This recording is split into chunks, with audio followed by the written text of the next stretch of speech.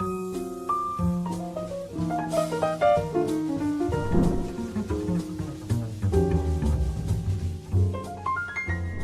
Anelya. Hey, You've helped so many companies become successful. There's a lot in your head that helped all these companies get to that point. Starting from the base level, what do people, founders, executives need to know? you have an idea for a startup. What do you do next? Let's assume you have a minimum valuable product. What do you do after that? Okay, so let's assume you have some revenue. Let's take an assumption that you raise some money from investors. What do you do next? Do you need an accountant at that point or before that point? You don't. You don't. Okay. You don't. Okay. Yeah.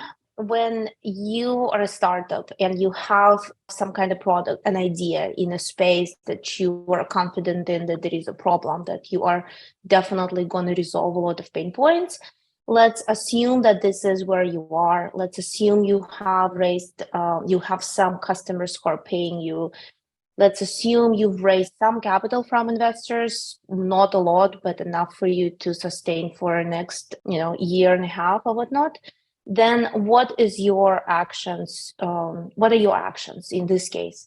Your next step will be focusing on separating your personal expenses that you have from your business expenses. Most likely in a situation that I've described earlier, when you're early stage founder, you are 100% funding company from your personal bank account or credit cards. So the first step is to completely cut ties from using your personal accounts.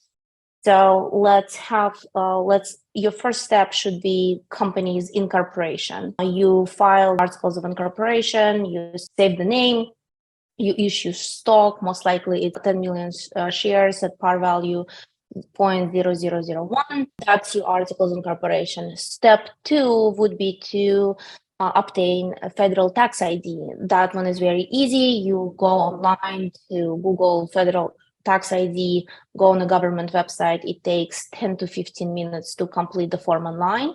At the end of the process, you have letter SS4. Those two documents are enough for you to open up a bank account, corporate bank account. So SS4 letter with tax ID and articles of incorporation. Okay. That's from the state of Delaware. Those two documents. From there, you should open up a bank account. My recommendation in recent events of what's happening with the banks and overall financial insecurity. So I would say go with a big bank, one of the big fours. My personal recommendation out of those big fours, just because I used all of them, Chase has the best user interface, online interface to manage your financials, manage your cash. It's much easier. So let's assume you opened up a bank account. That was easy. So now you should be doing the following steps. Send out letters to investors with the wire instructions for your new account, corporate account, and receive the cash. After that, I would recommend for the company to, if you personally have a good credit history, I would recommend opening up a credit card. Credit card allows you to have a float. It's easier to distribute with rewards. Let's go back to Chase. They have the cashback. American Express has wonderful cashback opportunities there. And that's real cashback in your bank account rather than some points that could be devalued overnight without any notice. So you have investors firing your money into the bank account, you have credit cards. Now your goal is to move every single business subscription that you have to date. I assume you have GitHub.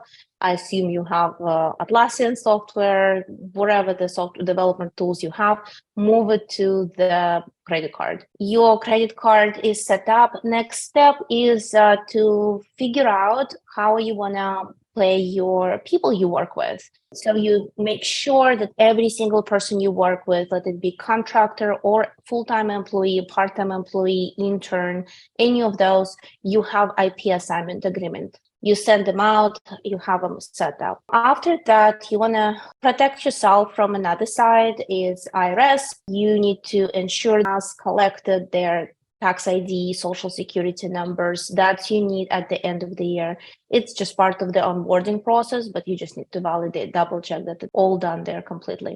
After that, your main goal is to find product market fit. Everybody's talking about it, and this is, everybody should focus on that essentially.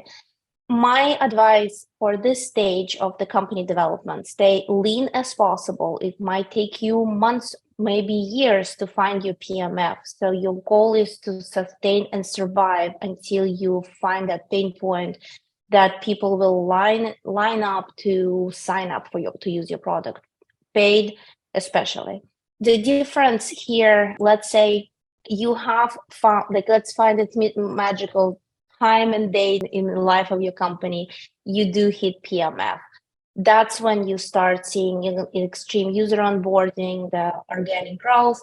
At that time, right as you are getting, closer to your PMF, you should start only now, so you should start considering looking into hiring an accountant. At that stage, accountant will bring a lot of structural organization and all the work that you've done previously by separating your company expenses from your personal, organizing employees through Rippling or contractors through Rippling.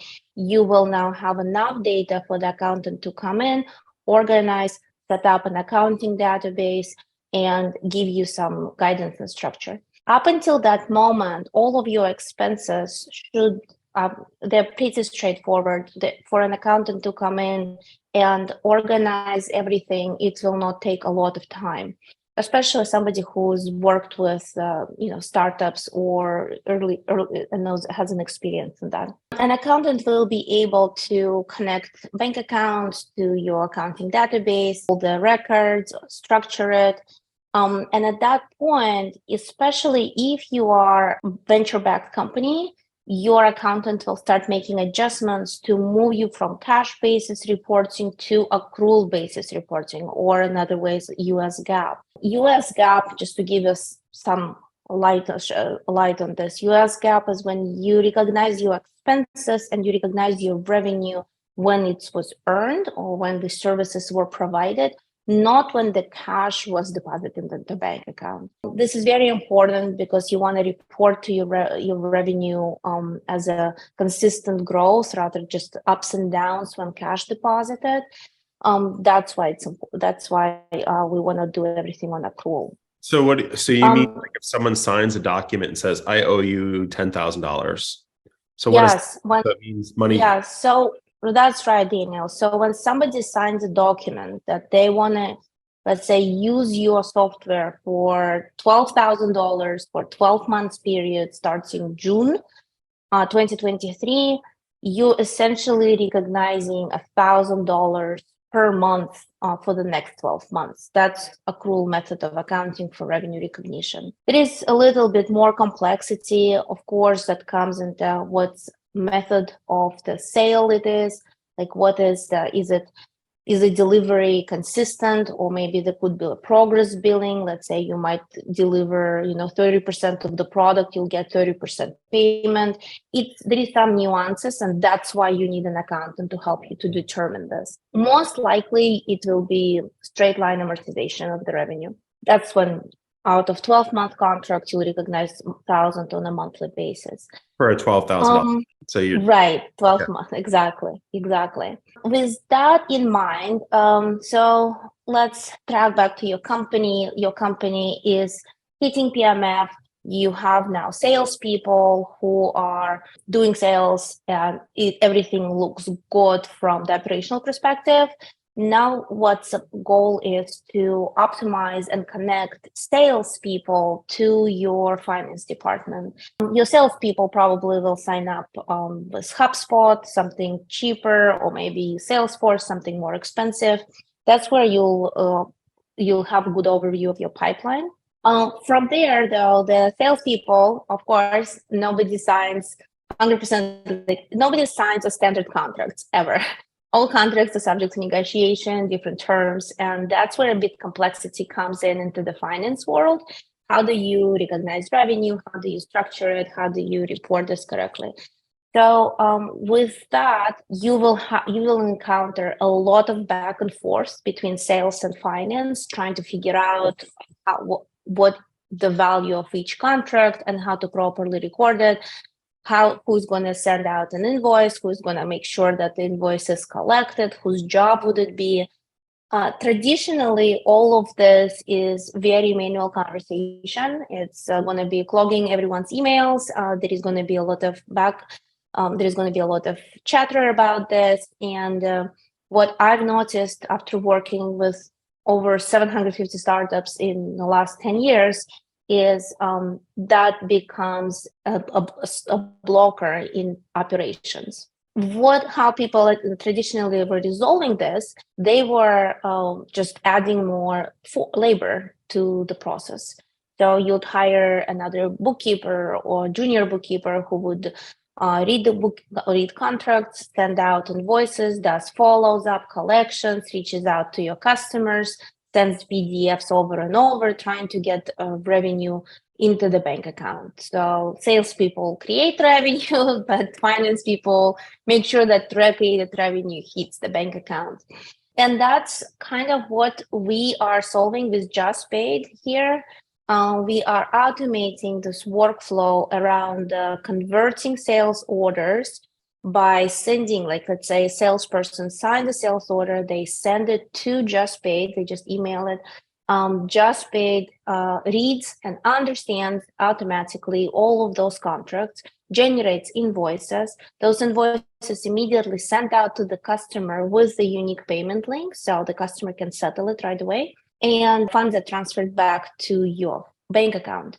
Additionally, it also syncs up all the steps in the background to the accounting database. So the finance doesn't even need to read the contracts. They never need to need to spend hours in creating the invoices, follows up, or anything of that sort. All this process is now handled by Just Paid. Here is another benefit of using Just Paid and our contract understanding functionality is preventing billing errors. Billing errors are huge, and it happens everywhere. And this is like a recent study found it's like over $12 billion lost every year in the United States due to billing errors. And of course, this is not something that people are proud of. And most likely the people who are going to get blamed for are accountants, because they're the ones who are processing the bills.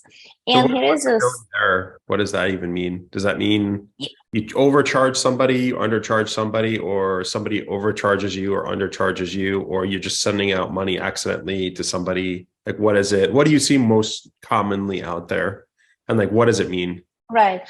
So billing error most frequently is when you are being overbilled.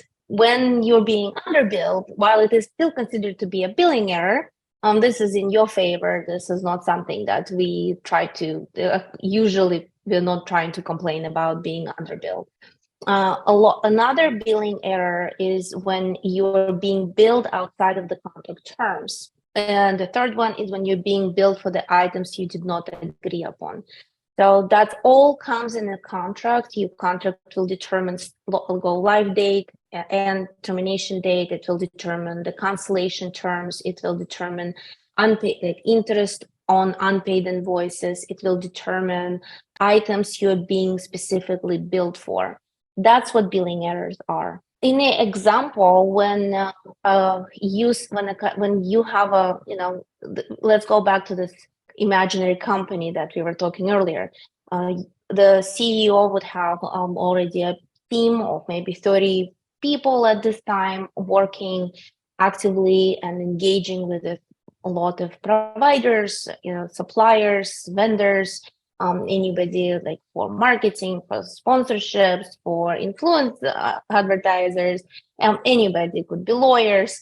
And then what Just Paid handles is whenever any contract is signed, let's just be for the vendor side, Just Paid analyzes the contract, stores the contract, analyzes the contract, and creates a database of this. So whenever your vendor sends a bill for the fulfilled services, for completed services, so portion of it or whatnot, JustPay can validate that you're being billed for the right terms, that its rate is correct, that needs to be paid within a certain amount, that matches everything that you agreed upon. So there is no human intervention required, no human participation. Of course, all of those steps are being tracked. There is an audit log. Everybody knows what's happening, what JustPay does.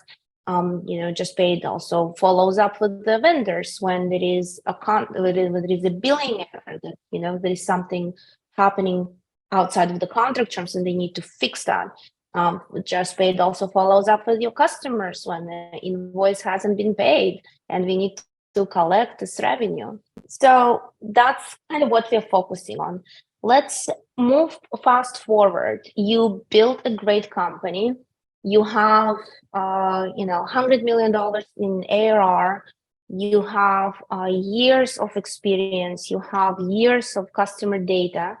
And this moment comes in when you are being in discussion. You find yourself in the discussions for acquisition. In this case, one of the first things for the due diligence would be gathering all the sales contracts with every single client you ever engaged with, especially current ones, and having even previous customer clients contracts on hand also would be quite helpful, because there is an opportunity for upsell or renew the contract and whatnot. So having a repository for all of those contracts would save you days, months. It will shave off a month probably of due diligence, just because everything is organized and structured in one space. With that in mind, that's how the sales contracts will help you to go through due diligence faster. With that in mind, your vendor contracts would also be part of the due diligence. This is all your obligations. This is everybody you agreed to pay, or anybody in your team agreed to pay. And that's where it becomes actually quite a pain point for a lot of customers that I've worked with, is when the company is growing, there is a employee churn. It's standard to churn 10-15% of employees every year. And you might end up with the contract that somebody on your team signed. They left it in their inbox, and then you completely have no visibility what they agreed upon. It probably was discussed in person or over the phone or maybe in some Slack message, but there is really no repository of the countersigned agreement. So having a repository for all the supplier contracts would also help you to be aware of your commitments, what you're spending, what is going to be, what's going to be your outgoing cash payments in the next month. Having those two contracts and those metrics in one dashboard that will put it together will allow our users to have an insight on what's going to be their cash position. If I have access, when you use JustPay, you connect their bank account, you connect your bank account, your credit card to JustPay platform. You funnel all of those invoices, all those sales contracts and vendor contracts into the same platform. You actually can use it to quickly understand and get an answer on really important metrics on how your company is doing. Are you going to survive or not? And those metrics are a simple one. What's your cash in? What's your cash out? What's your runway? What's your burn rate? This is all the things that's important. Are you going to make it or not? On top of this, we add a layer of more information, because we have projections and insights on all the obligations and commitments and future revenue. So we can give you a little bit more light on how your company is doing. It will help you to make a decision when to start fundraising. It will help you to start rethink your pricing. It will help you to rethink maybe some other, maybe a loan venture debt would be sustainable if you don't want to take dilution. So that's kind of flow of the startup from start to acquisition. Along those lines, you absolutely need to have an accountant. You'll definitely have a CFO. You'll definitely have a controller. And with JustPay, the functionality of controller becomes much more easier to manage for them. An accountant has a lot more time to handle other workflows than just processing bills and revenues. So what's the And for a difference? So there's accountants, controllers, CFOs. For the people who don't know what those are, who do you hire first? What are their different functions? And yeah, I guess who do you hire and when, and what are their functions? Yeah, early on, you should be absolutely fine with having an accountant or a bookkeeper. Just look for somebody who Is there a difference? has experience. Accountant or bookkeeper? What's the difference there? Yeah. So usually it's interchangeable roles, and the only difference is it's the same functionality. They do same exact work. The only difference is the size of the company and the size of a finance department. So if it's only one person, they can call themselves senior accountant, but there is no junior people, so that's why we just call it accountant. There is really not much difference between bookkeeper and accountant. Then there is a controller. Controller comes in a bit later, and they usually oversee the work of bookkeeper/accountant. CFO role is might be around Series A. I would say that's when you already have your PMF. You need to have a financial modeling. CFO role would be including more of a strategy. It will be more of a capital management, investor relationship, also overseeing and understanding, making sure that accounting is run correctly. There is a lot to be said about the job of CPAs. Those are certified public accountants. They usually get involved in few cases. First one is tax filings, and second one, if there is any structural they need to structure a deal. If you're talking about already acquisition of the company, if there is any external audit needs to be done, your CPA will be the good resource for conducting external audit. They all have license to do that, especially the bigger companies. And I wouldn't recommend to go with Big Four for until you are Series C or something.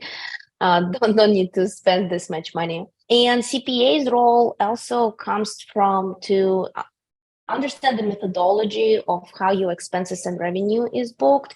And they will ask for the same contracts that you have with vendors or with your customers. So having a central repository, having the extracted data in a database for every single contract will save you so much money on the audits. So that's what CPAs do. I think that's it. Okay, so question for you. So CPAs are just specifically focused on taxes, like taxing and taxes, audit. Okay, audits too. Okay. Yes.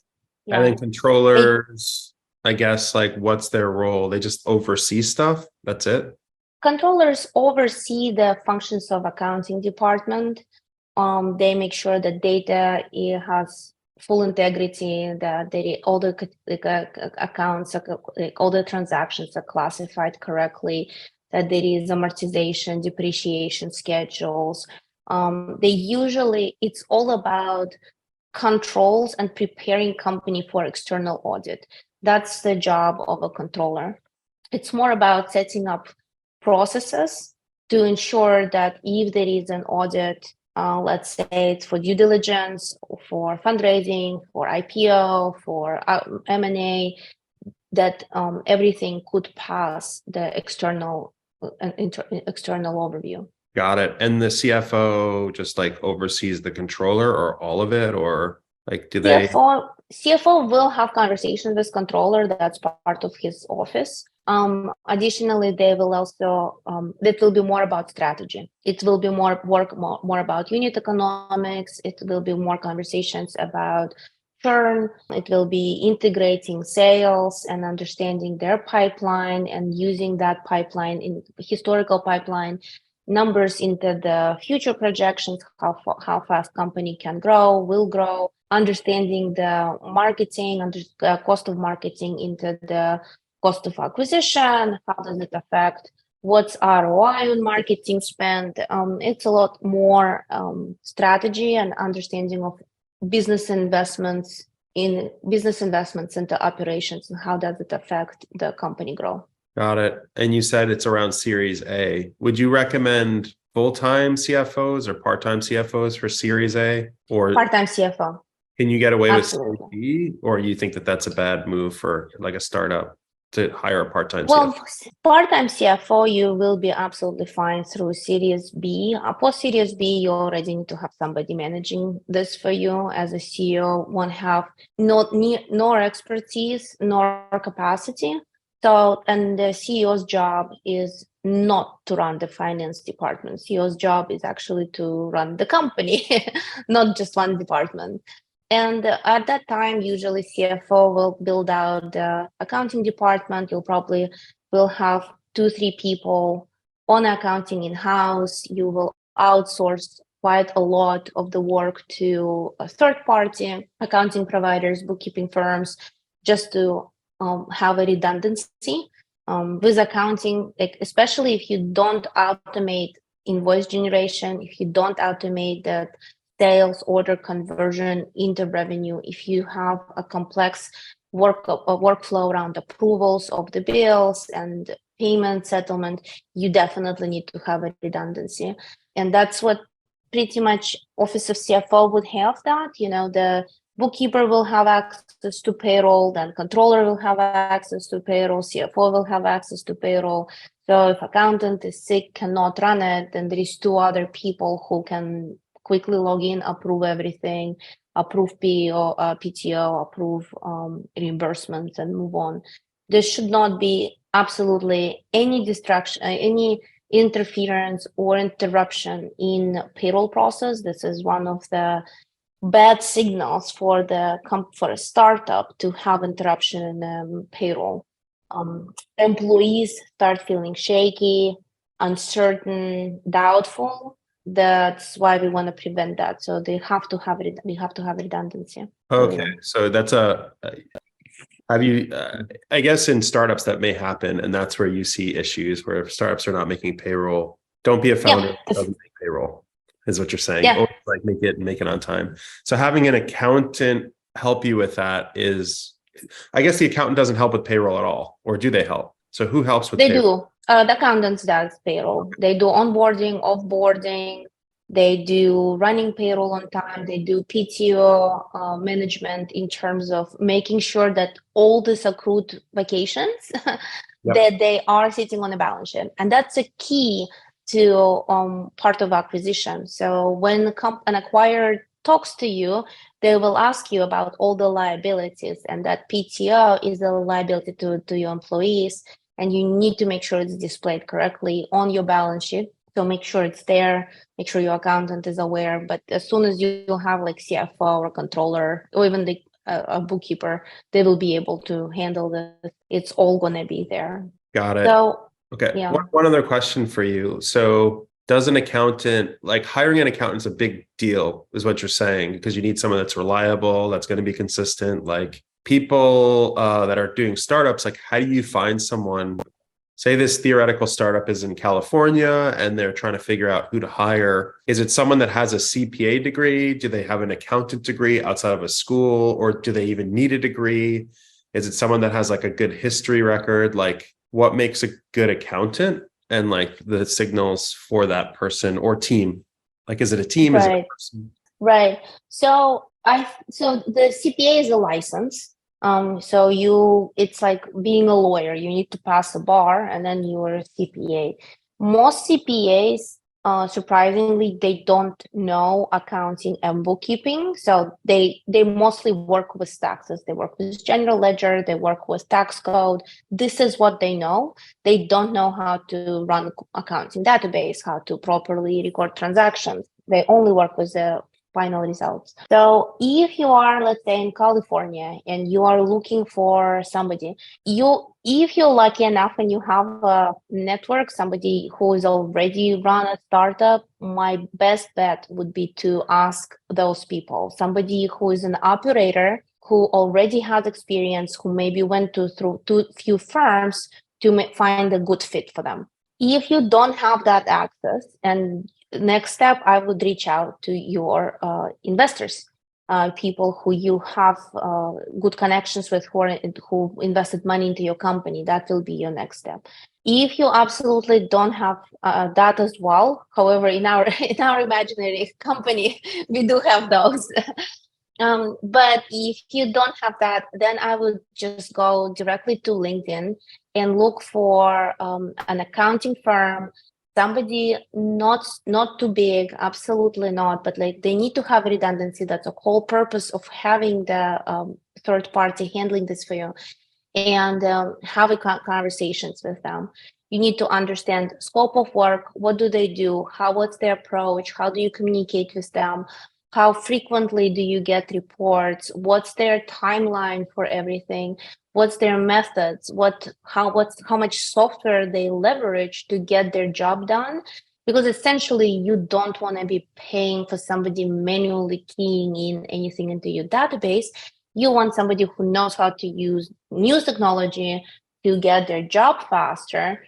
And even like most likely in those cases when people are leveraging a lot of technology, they will have a higher billing rate. You should not be afraid of a higher billing rate, but what you should be aware of is the billing that is fixed fee, because most likely in this case what will happen, the accountant firms will optimize a lot while not giving you a lot of value for what you're doing. So have a variable compensation, but cap it per number of hours. That will be the most efficient way of handling accounting, working with accounting firm. Additionally, if it's me looking for an accountant, I would ensure, if I don't have any finance background, I have not taken any accounting courses, I have absolutely zero knowledge about accounting, is on an initial conversation with an accountant. If I'm able to understand them, what are they telling me, how much lingo they're using, and if the word vocabulary is so complex, imagine like just extrapolate it, and that's going to be your conversations with these people. You'll just be lost. You'll be asking for clarifications. It's just going to be a nightmare. It's going to be unpleasant. So make sure you find somebody who can speak the language, who can explain accounting terms to you and accounting processes to you in a way that it's clear and in a simple terms. Okay, so it's like hiring a developer. Like you don't want someone that's going to like be beyond you, even though they're great. If you don't understand them and you're not connecting, I guess that's a big problem. Exactly. Okay. Yeah, it is. Okay. Sorry, I cut you off. Another question that I have is there a difference between accounting and finance? Like, are they the same thing or are they different? Accounting is part of finance, but it's not everything. So finance, it's also strategy, it's capital management. If let's say a startup raised some money, few millions, you need to manage this. Like you don't want to idle cash. Where do you want to invest it? This is not part of accounting. Accounting is mostly it's a bookkeeping, it's record keeping, it's a processes, it's workflows, but reporting. But what do you do with your idle cash? Do you invest it into T-bills? Do you put it in the money market? Do you want to do anything crazy with that, like buy Bitcoin? That's not an accounting function. That's more of a CFO function, or before CFO comes in, it's a CEO function. Accounting wouldn't interact a lot with tax, with CPAs. So work of accountants would be fed into the CPA, annual reporting for income tax preparation. A lot of the accounting work, the revenue would feed into the income statement, and revenue would go into tax returns. Let's say if you're reporting revenue on cash basis and you received $240,000 prepayment today in June for an annual contract, what will happen is on the cash basis, you just show $240,000 revenue. This is great. But if your contract stipulates that the customer can cancel this contract and get a refund of the unused portion of the contract back, so therefore, let's say in June, let's say 6 months later, 7 months later, customer comes back to you and says they want to cancel the contract, you already filed income tax based on your revenue that you reported on cash basis. You already show $240,000 in revenue. You will have to pay tax on that.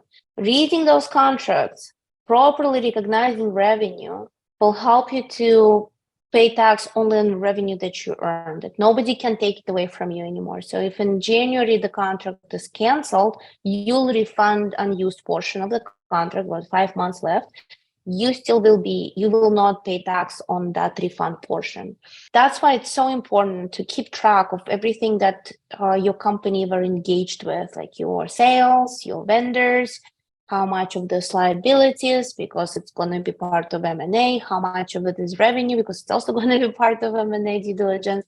It's also going to be reported to IRS. This methodology is going to be used for due diligence for fundraising, for underwriting any loans if your company ever will go that route. That's why we are focusing on JustPay to optimize, solving this problem on when one contract is read by 10, 15 people within the same company just to extract same terms over and over and actually make those contracts actionable. Is the sales contract to collect revenue? Then we need to collect revenue within terms signed and countersigned.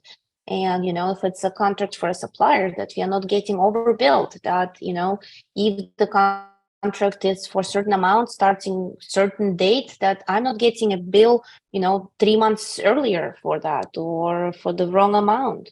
That's what we are doing with JustPay at JustPay. Do a lot of founders forget to bill their customers? Is that like a common issue? Yes, it's Really? a common issue. Yes. Founders, there is actually, I feel like there is a little bit of an emotional blocker there to bill a customer.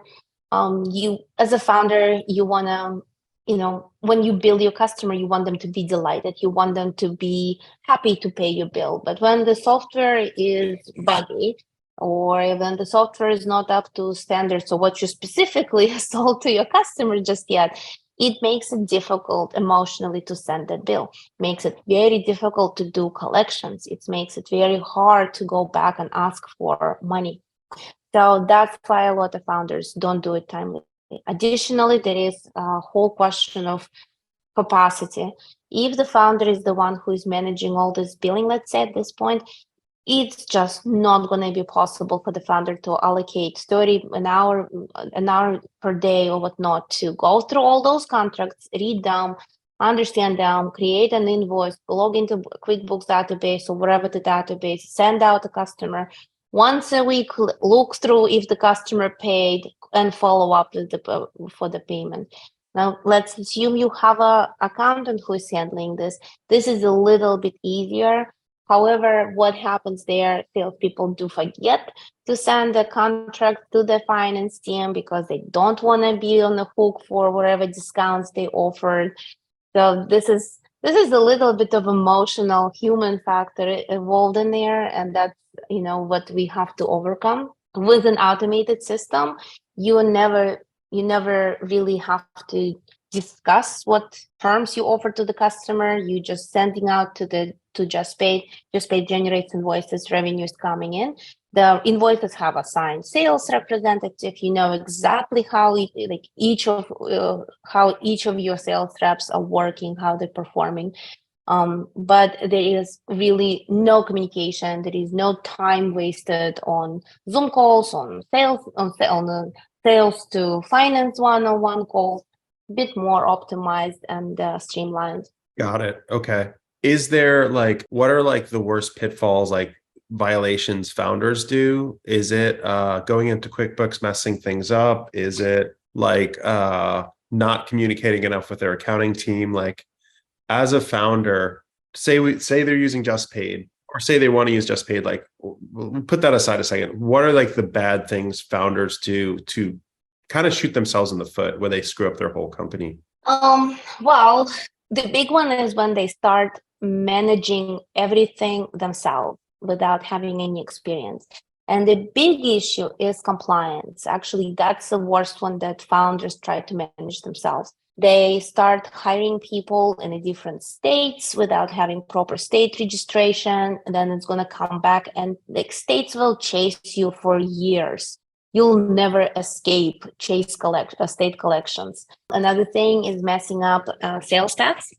That's another big thing. They don't know how much to charge sales tax. They come up with the different rates, or they don't even collect it, and then you have to go back in time and try to file it. There is another one is like those two. That's one actually gonna affect and impact the company in the most annoying way, and that's gonna be staying with the company for a long time. So that's the ones that I would highly recommend not to try to do it yourself. Another one. So you mean if I charge someone in, if a founder charges someone in Wyoming or Texas or Alaska, I don't get that $200. I don't get to keep all of it in my bank account. You're saying the state takes some of it. Exactly. Each state has a different rates of sales tax. Each state has different thresholds of how much, when is the sales tax collection starts. Like, for example, state of Texas has a threshold of $500,000 in sales. If I'm not mistaken, Arizona has, first you need to pass over like 100 transactions, 100 sales, and that's when even if you don't hit like the amount of a threshold, then you need to start collecting sales tax. Every state is different, compliance is different. You need to have a registration with each state to make those sales tax deposits. It's extremely annoying. You need to make those deposits quarterly. You need to have a backup documentation for all of your sales. And your rates should be correct based on where the item was shipped to, not where you are located, not where the headquarters of your customer located. It actually should be based on the billing address, and it's all based on the county where you're shipping to. It's not city, it's not zip code, it's actually county. So it's quite a nightmare, to be honest, as well as creating revenue, creating invoices, filing, managing all of the sales tax is a pain. So having an accounting team is actually kind of needed once you're successful and you have product market fit. CPAs are needed, accounting teams are needed, because the founders are not going to do that.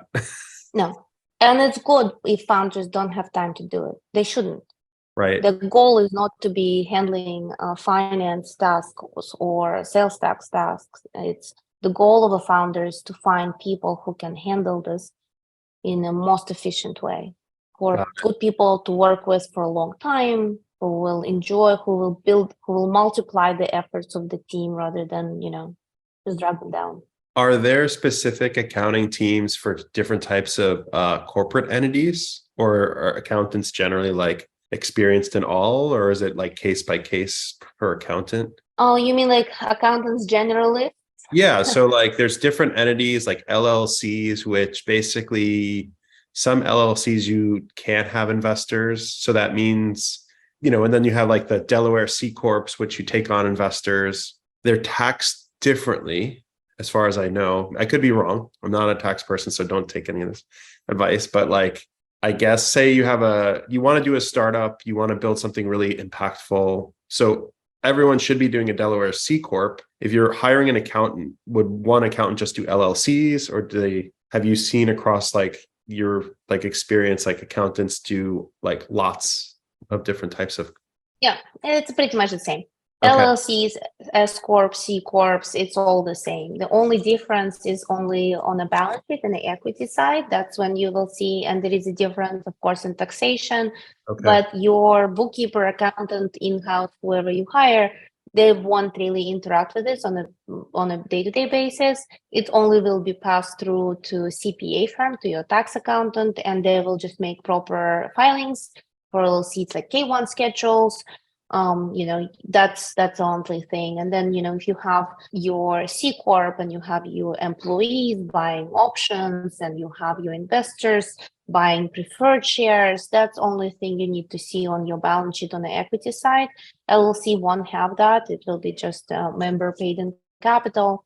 So it's a bit different, but accounting is quite standardized. You have your assets, liabilities, and equities, and you have your profit, and you have your expenses. No matter what type of entity you have, it's all over the same. Would you say there's a bad time to hire an accountant? Like, is there like seasons that are Oh bad? yeah. Really? Okay. Yeah, there is.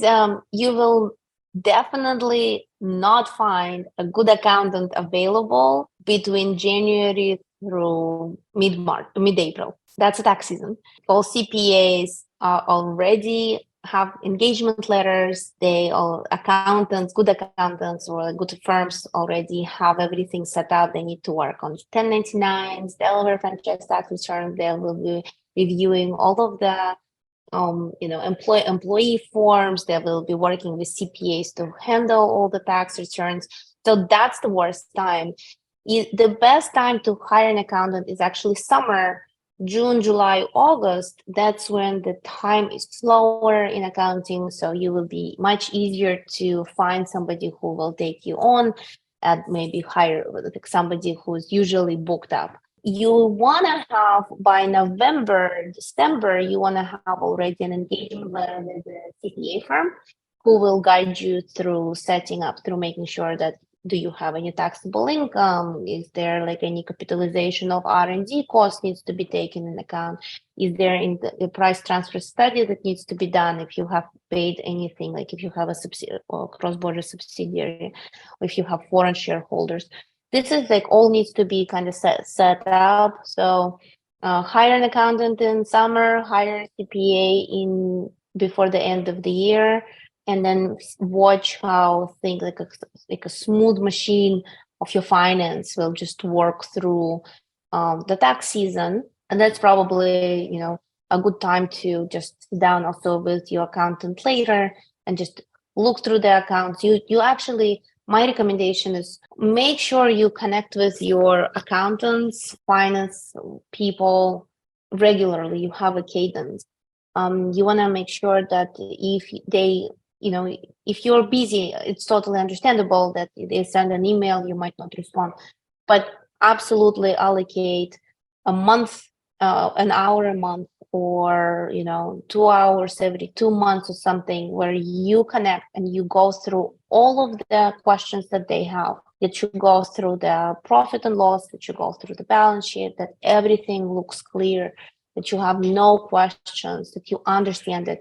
The goal is to have this information. You might not even need it on a day-to-day basis, but if somebody asks you how are your company doing, you want to at least have a month old data somewhere, some numbers stored, or unless you're using just paid, where you can just log in today and it will give you the KPIs that I mentioned, your cash in, your cash out, your AR, your MRR, your runway, all in the dashboard based on all the contracts. But it still doesn't take away. You still have to connect with your accountant, make sure it's done. Book a meeting.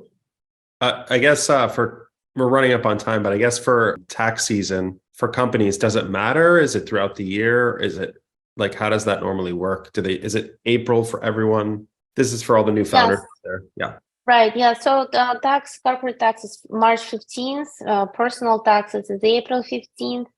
LLC is also April 15th. Well, last year we had in California, we had a flood. So everybody got an automatic tax extension. So there is nothing to worry about it.